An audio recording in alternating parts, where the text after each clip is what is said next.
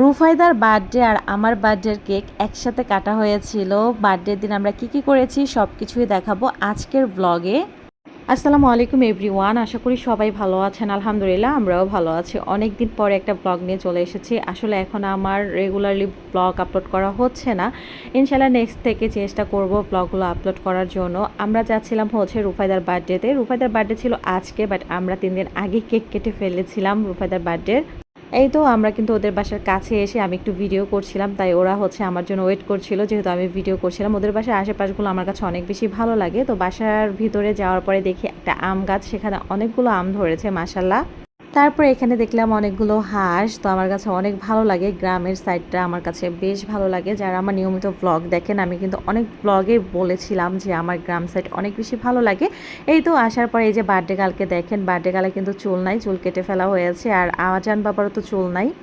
গতকালকে হচ্ছে আলিফারও চুল কেটে ফেলেছি, মানে আলিফা হচ্ছে ওর বান্ধবী কেটেছে তাই রাজি হয়েছে। ছোট থেকে তো অনেকবার বলেছিলাম ও চুল কেটে দিব, কিন্তু সে তো রাজি হয়নি, তাই বান্ধবীর জন্য রাজি হয়েছে।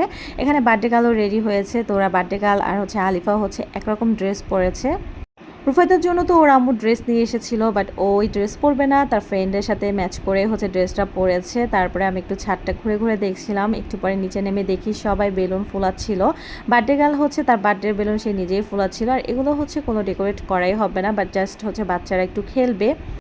এইখানে আজানের জন্য আজানের আন্টি, মানে আমার বান্ধবী, ওর জন্য ওর পছন্দের সব কিছু নিয়ে এসেছে। সে তো এইগুলো পেয়ে, মানে তার মজাগুলো পেয়ে সে অনেক বেশি খুশি হয়েছে। একটু পরে আমাদের কেক কাটা হবে। আর এই যে কেকের মধ্যে দেখেন রুফায়দার আমার নাম, কারণ আমার বান্ধবী হচ্ছে আমার বার্থডেতে হচ্ছে সারপ্রাইজ দিতে পারেনি, বাট কেক কাটতে পারেনি, এই জন্য রুফায়দার কেকের মধ্যে আমার নাম ছিল। আমরা দুজন একসাথেই হচ্ছে কেক কাটবো, এজন্য সে হচ্ছে আমার নামটাও লিখে নিয়ে আসছে সব কিছুর জন্য। আলহামদুলিল্লাহ। তো এই তো রুফায়দা তো অনেক বেশি এক্সাইটেড ছিল। তো বাচ্চারা এখন কেক কাটবে।